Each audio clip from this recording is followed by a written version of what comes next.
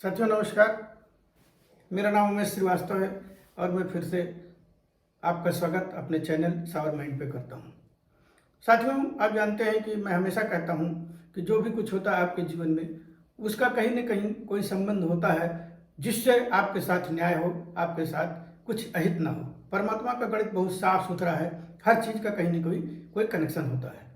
साथियों, मैं आज आपको जो सुनाने वाला हूँ इससे आपको और भरोसा हो जाएगा और ये कहानी आपको इतनी मज़ेदार लगेगी क्योंकि इस कहानी में आप देखेंगे कि एक लड़का अपना जो सब कुछ नुकसान कर लेता है, जिसके पास एक फूटी कौड़ी भी नहीं बचती है, लेकिन वो फिर भी $1 मिलियन कमा लेता है। साथियों, ये कहानी है एक 20-22 साल के लड़के के जो सैन फ्रांसिस्को में रहता था। वहाँ पर उसके माँ बाप भी नहीं थे। वो अपने आप को बिल्कुल अकेला बताता था कि दुनिया में उसका कोई नहीं है। मुद्दे से नहीं भटकना है, तो मैं आपको बता रहा था कि वो लड़का नौकरी थी उसके पास, नौकरी कर रहा था और एक दिन शनिवार को उसका मन हुआ कि चलो नाव चलाते हैं समुद्र में।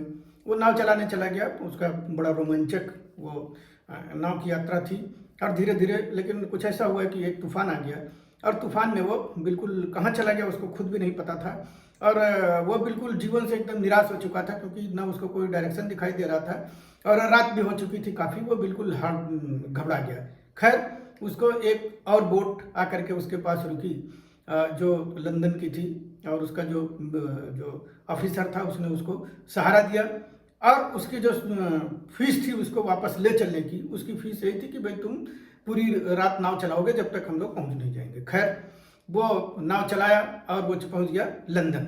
लंदन में जब वो लोग पहुंच गए तो वो जो नाव का जो मालिक था, जो ऑफिसर था, वो तो चला गया लेकिन इसको छोड़ गया और इसके पास मात्र सिर्फ $1 था और उस $1 में वो बताता है कि उस डॉलर में मैं केवल 24 घंटा सर्वाइव कर सकता था, यानी कि 24 घंटे के लिए मेरे पास खाने के लिए और मैं कहीं सो सकता था, इतनी की व्यवस्था थी। खैर, उतना ज़्यादा थका हुआ था कि उसने सोचा कि भाई मुझे जो है पहले खाना खाऊं और उसके बाद पहले आराम कर लूँ, मेरा शरीर कुछ काम करने लायक हो जाए, तो मैं सोचता हूँ कि इसके बाद मुझे क्या करना है।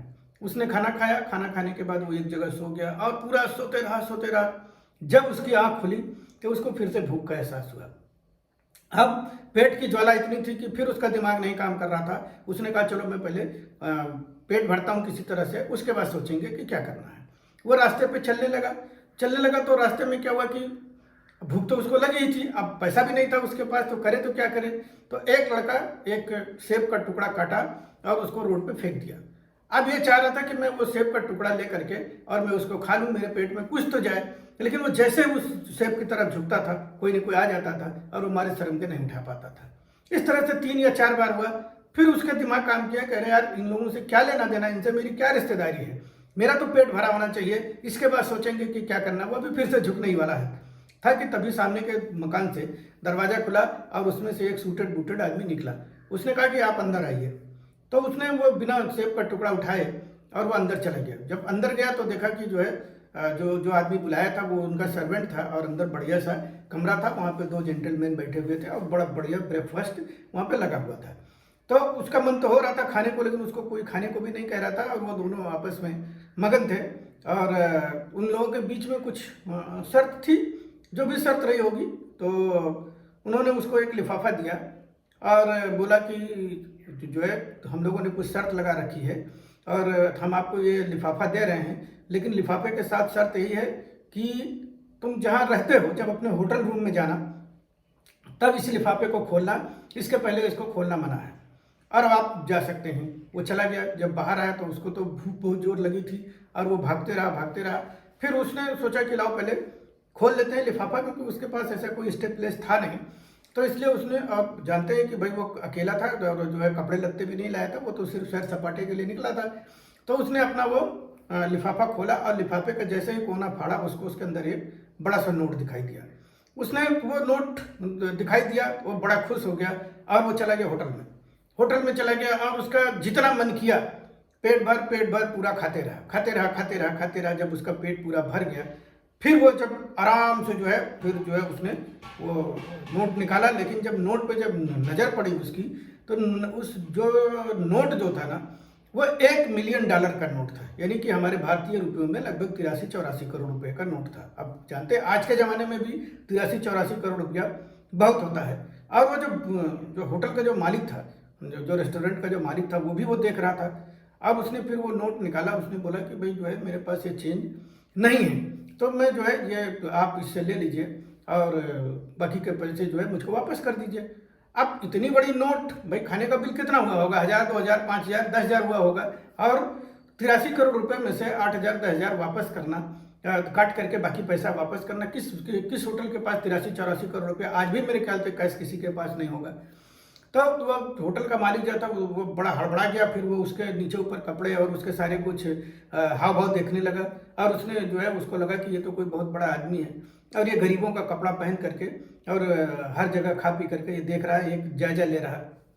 उसने हाथ जोड़ दिए और बड़े रेस्पेक्टफुल मैनर में उसने उनसे कहा कि जो होटल का मालिक था कि अरे सर, इतनी बड़ी नोट का चेंज हम कहाँ रखते हैं, और ये इतनी बड़ी नोट तो बहुत कम लोगों के पास होता, पूरे शहर में 1-2 लोगों के पास होगा, और जहाँ तक मैंने सुना है कि अभी बैंक ने इस तरह के केवल 2 नोट जारी किए हैं। आप तो बहुत बड़े आदमी हैं सर, मुझको शर्मिंदा मत करिए और आप जाइए और जब जितना मन करे उतना खाइए और जब मर्जी होगी आप आकर के पेमेंट कर दीजिएगा। अब वो बड़ा सरप्राइज था, उसने नोट रखा लिफाफे में और भागते हुए गया। एक होटल में उसने कमरा लिया और कमरा ले करके उसके अंदर गया और वो लिफाफा खोला तो उसके अंदर $1 मिलियन का एक नोट और जो है एक चिट्ठी उसके साथ लगी हुई थी। उस चिट्ठी में पूरा लिखा हुआ था कि भाई हम 2 भाई हैं और हम दोनों भाइयों ने आपस में एक शर्त लगाई है। मेरा जो पहला भाई है, अभी जैसे आपको पता लगा होगा या आपने कहीं सुना होगा कि एक बैंक ने, जो बैंक ऑफ इंग्लैंड है, बैंक ऑफ इंग्लैंड ने 2 नोट जारी किए हैं, $1 मिलियन के 2 नोट जारी किए हैं फॉरेन ट्रांजैक्शन के लिए। तो $1 मिलियन का जो नोट है वो तो बैंक ने खुद खर्च कर लिया, लेकिन $1 मिलियन का ये बैंक नोट अभी भी बैंक में पड़ा हुआ था और उसको हम लोग ले आए हैं। असल में हमारे बीच में एक शर्त लगी थी। जो हमारा जो बड़ा भाई है उसने कहा कि अगर इस शहर में कोई बाहर का अजनबी आ जाए जो भूखा हो, ईमानदार हो, जिसके यहाँ पे दोस्त ना हो, बिल्कुल अकेला हो और इंटेलिजेंट हो, तो अगर वो यहाँ आ जाए और बिना इस $1 मिलियन के नोट के अगर वो आ जाए तो 1 महीने में वो भूखे मर जाएगा। दूसरा वाला बोला कि नहीं, मैं आपकी बात से एग्री नहीं हूँ। उसने कहा क्यों? इतनी बड़ी नोट ले करके अगर कोई अजनबी आदमी अगर बैंक में छुट्टा कराने जाएगा, कहीं अगर जाएगा तो लोग उसको समझेंगे कि इसने कहीं से चोरी की है, तो वो उसको जो जेल में चला जाएगा। तो दूसरे का ने जेल में कैसे जाएगा? मैं शर्त लगा सकता हूँ कि जेल में नहीं जाएगा और वो भूखा भी नहीं मरेगा और वो 1 महीने $1 मिलियन नोट के साथ भी रहेगा। दोनों में आपस में कहा सुनी के बाद एक $20,000 की एक शर्त लग गई कि अगर वो व्यक्ति अगर इस नोट के साथ अगर वो जिंदा रहता है तो वो वापस लौट करके आएगा। यानी कि तुम चिट्ठी पढ़ रहे हो, उस लड़के के लिए संबोधन किया गया कि तुम ये जो चिट्ठी पढ़ रहे हो, अगर तुम इस $1 मिलियन के बैंक नोट के साथ अगर तुम 1 महीने तक अगर सर्वाइव कर जाते हो और तुम मेरे पास जब वापस लौट के उसी बिल्डिंग में जब आओगे 1 महीने के बाद, तो तुम जो नौकरी कहोगे, जो भी मेरे कैपेबिलिटी में होगा, जो मेरी ताकत में होगा वो नौकरी, और तुम जो सैलरी मांगोगे उस सैलरी पे हम तुमको नौकरी दे देंगे। अब वो बड़ा सरप्राइज हुआ, नोट उसके बहुत बड़े थे और होटल में भी रुक गया था। फिर उसने कहा चलो देखते हैं, चलो कम से कम, और उसमें ये भी लिखा था कि ये $1 मिलियन के नोट ये सिर्फ 1 महीने के लिए तुम्हारे हैं, इसके बाद तुमको ये नोट वापस करना पड़ेगा। खैर उसने कहा चलो कोई बात नहीं, देखते हैं क्या होता है। जानते हैं जब आप परिस्थितियों से हार नहीं मानते हैं तो कुछ न कुछ रास्ता निकलता ही है। तो वो चला गया एक कपड़े की दुकान में, क्योंकि उसके जो कपड़े थे वो उसके साथ मैच नहीं कर रहे थे और वो रात भर जगा हुआ था, तो सूट पहन के सो गया था, तो उसके कपड़े गंदे हो गए थे, अस्त व्यस्त हो गए। तो उसने वो एक कपड़े की दुकान पे गया। वो कपड़े की दुकान पे गया तो वहाँ पे उसने कहा कि भाई जो आपके जो सबसे रद्दी सूट हो, जो कोई खरीदता ना हो, वो सूट आप हमको दे दीजिए। तो वो दुकानदार उसको स्टोर में पीछे ले गया और उसका जो सबसे घटिया जो सूट था उसने उसको दिया। उसको देने के बाद और जब पेमेंट देने की बात आई तो उसने वो नोट उनको दिखाया कि भाई मेरे पास छुट्टे नहीं हैं, आप सूट का पैसा इसमें काट लीजिए और बाकी पैसे हमें वापस कर दीजिए। तो जो दुकान का जो मालिक था वो भी देख रहा था, वो भी आया तो बोला क्या बात है? बोला सर ये तो जो है $1 मिलियन के नोट दिखा रहे हैं, बताइए क्या करें। अब वो देख के उसने अपने नौकर को डांटने लगा, कहा तुमको तमीज नहीं है जो है बात करने की, बड़े लोगों के साथ ऐसे बात की जाती है, देख नहीं रहे हो कि साहब करोड़पति हैं और इनसे आप ऐसे बात करते हो, इनको सबसे घटिया सूट दिखाते हो। आइए आइए सर, आइए आइए, मैं आपका नाप लेता हूँ। और उसने जो है उनको उसका नाप लिया, उनसे सुबह के लिए अलग सूट, दोपहर के लिए अलग सूट, रात के लिए अलग सूट और सारे सूट उसने बना के जो है उसने कहा मैं ऑर्डर कर देता हूँ, आप आकर के सूट ले लीजिएगा। उसने बोला भाई मेरे पास छुट्टी नहीं, मैं पैसे कैसे दूंगा? उसने भाई क्या सर जो है आप इतने बड़े आदमी हो करके और आप जो है पैसों की बात करते हैं, अरे आप जाइए, जब आपकी मर्जी होगी आप चले जाइए, जो है आप ला करके पैसा दे जाइएगा। अब ये कहानी उसके लिए रूटीन हो गई, वो जहाँ भी जाता $1 मिलियन के नोट दिखाता और जो है लोग उसको जो है बड़ा आदमी मानते और उसको हर जगह खाना पीना सब उधारी चल रहा था। फिर वो एक दिन सोचने लगा कि भाई ये कब तक चलेगा, 1 महीने के लिए ही तो मेरे पास नोट है, इससे ज़्यादा तो मेरे पास नोट है नहीं और मैं कर्जदार भी होते जा रहा हूँ और मैं ईमानदार हूँ, मैं पक्का मैं ये सारे पैसे मुझे बेईमानी भी नहीं करनी, ये सारे पैसे मुझको वापस भी करने हैं। तो वो जो है बड़े पेशो पेश में था। खैर कोई बात नहीं, धीरे धीरे पूरे शहर में चर्चा हो गई। भाई आज की डेट में अभी अगर हमारे यहाँ भी अगर कोई 84-85 करोड़ रुपया जेब में लेके घूमे तो चर्चा का विषय तो हो ही जाता है। फिर एक दिन उसके जो है पिक्चर भी जो है उसके निकले, पेपर में निकली कि जो है $1 मिलियन का नोट जेब में रखने वाला युवक, और उसकी कहानी पूरी छपी। धीरे धीरे उसके पूरे शहर में एक चर्चा का विषय हो गया। फिर एक दिन वहाँ का जो मेयर था उसने उसको अपने यहाँ दावत पे बुलाया और दावत पे जब बुलाया तो वहाँ पे उसको एक और आदमी मिला, जो उसने जब वो मिला आदमी जो है उस युवक से, तो उसने कहा कि मेरे ख्याल से हम पहले भी मिल चुके हैं कहीं। तो उसने कहा कि हाँ भाई मुझे भी लगता है कि हम पहले कहीं मिल चुके हैं। तो उसने कहा आप कहीं सैन फ्रांसिस्को से तो नहीं हो? तो उसने कहा हाँ। बोला अरे मुझे तो याद आ गया, मैं आपके पास गया था कुछ कागज़ लेने और हमारी आपकी बात हुई थी कि जो है असल में वो जो व्यक्ति मिला उससे, वो एक एजेंट था जिसको एक जिम्मेदारी दी गई थी, एक गोल्ड माइन कंपनी के शेयर बेचने की जिम्मेदारी दी गई थी।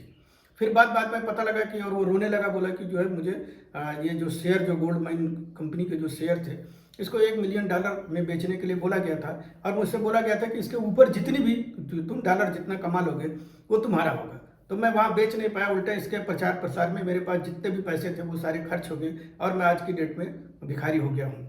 तो उसने कहा चलो कोई बात नहीं, हम आपकी कहानी सुनेंगे, अब आप मेरे मित्र हैं तो मैं आपकी कहानी सुनूंगा, लेकिन आपको मेरे साथ मेरे होटल में चलना पड़ेगा। वहीं पे एक लड़की भी उसको मिल जाती है जिससे पहले ही नज़र में प्यार हो जाता है, लेकिन वो लड़की को पूरी बात बता देता है। वो लड़की हंसने लगती है जब उसको $1 मिलियन की पूरी कहानी पता चलती है उस नोट की। अब ये कहता है कि नहीं, मैं जो है इन जितने लोगों से मैंने कर्जा लिया हुआ, जिन लोगों का मेरे ऊपर कर्जदार है, जब वो दोनों जेंटलमैन मिलेंगे और मुझको मेरी मनचाही सैलरी पे नौकरी मिल जाएगी तो मैं वो सारे पैसे वापस कर दूंगा। वो लड़की बड़ी खूबसूरत थी और बड़े बेखौफ होकर के उसने उसका स्वागत किया और बोला मैं आपके सोच का मैं कदर करती हूँ। खैर जो है, और वो लड़की भी चली गई, पार्टी खत्म हो गई और फिर वो जो उसका दोस्त था उसके साथ होटल में गया। होटल में उसने उसको पूरी कहानी सुनाई तो उसने कहा कि देखो मैं तुम्हारी मदद कर सकता हूँ। बोला कैसे? बोला देखो मेरा इस शहर में पूरा नाम हो गया है कि मेरे पास $1 मिलियन रखे हुए हैं, अब लोग मुझको जानने लगे हैं, तो तुमको करना यह है कि कल तुम पेपर में एक एडवर्टीजमेंट दो कि इस कंपनी में मैं इन्वेस्ट कर रहा हूँ। आप जानते हैं हमारे हिंदुस्तान में भी राकेश झुनझुनवाला जी जिस कंपनी में शेयर में जिसमें वो इन्वेस्ट करना शुरू करते थे, उसके शेयर अपने आप दाम बढ़ जाते थे और उसमें हजारों इन्वेस्टर आंख मूंद करके इन्वेस्ट कर देते हैं, क्योंकि उन्हें पता होता है कि जो है राकेश झुनझुनवाला अगर किसी में लगा रहे हैं इसका मतलब कि उस कंपनी का भविष्य अच्छा है। तो जब तुम मेरा, उसने कहा उस आदमी से, उस एजेंट से उसने कहा कि जब तुम मेरा नाम लोगे तो तुम्हारे शेयर बिक जाएंगे और $1 मिलियन तुम उस गोल्ड माइन कंपनी को दे दोगे और बाकी जो बचेगा उसमें से हमारा आपका 50-50 हो जाएगा। खैर जो है उसने ये प्रचार प्रसार शुरू किया और वो इस युवक ने भी होटल में कहना शुरू किया कि नहीं ये कंपनी बहुत बढ़िया है, मैं इस कंपनी को जानता हूँ और मैं इसमें इन्वेस्ट करने जा रहा हूँ, $1 मिलियन इसमें इन्वेस्ट करने जा रहा हूँ। धीरे धीरे चारों तरफ बात फैल गई कि जो $1 मिलियन वाला व्यक्ति है, जो युवक है, वो इसमें इन्वेस्ट करने जा रहा है। तो फिर इन्वेस्टर की पूरी लाइन लग गई। जानते हैं भीड़ तो भीड़ जो है भेड़चाल में सारे लोग होंगे और फिर धीरे धीरे उस कंपनी के जो शेयर थे वो $2 मिलियन के बिक गए। अब $2 मिलियन में बिक जाने के बाद आप समझ सकते हैं कि ये जो युवक था वो बिना $1 लगाए भी और $500 मिलियन का मालिक हो गया। $500 मिलियन लेकर के वो फिर उस लड़की के साथ जब 1 महीने के बाद वो फिर मिलने गया उन जेंटलमैन के पास और उसने पूरी कहानी बताई, तो वो सब सुन करके हंसने लगे और उन्होंने कहा कि मैं आपको बताइए किस सैलरी पे कौन सी नौकरी दूं, क्योंकि मैं तो $20,000 वैसे भी जीत गया आपकी वजह से। उसने कहा नहीं, मुझे अब आपके नौकरी की जरूरत नहीं है, मेरे पास $500 मिलियन है, मैं खुद का कोई व्यवसाय करूंगा। फिर वो लड़की हंसने लगी और उसने कहा कि नहीं, ये तरीका नहीं है इनको धन्यवाद देने का, चलो जो है मैं इनको धन्यवाद देती हूँ। वो जो एक बुरा व्यक्ति था वो उसने किस किया और उसकी गोद में बैठ गई। ये देख करके वो शॉक्ड रह गया और जो उसने किस करते समय उसने कहा थैंक यू पापा। फिर वो सरप्राइज होकर के उसने बोला ये आपके पापा? बोले तो हाँ। तो वो बोली कि इसीलिए मैं आपकी कहानी सुन करके हंस रही थी और जो है मुझे पता था कि इसमें कि ये आपको $1 मिलियन की नोट देने वाला कौन है। खैर, इस कहानी का मोरल यह है कि अगर आपकी ब्रांड वैल्यू हो, अगर आपके पास दिमाग हो, तो आप जीरो से भी मिलियन क्या कई 100 मिलियन कमा सकते हैं। ये थी ब्रांडिंग की ताकत, ये थी सोच की ताकत। तो कभी भी निराश ना हो, कभी भी हताश ना हो, ऊपर वाला आपके साथ है।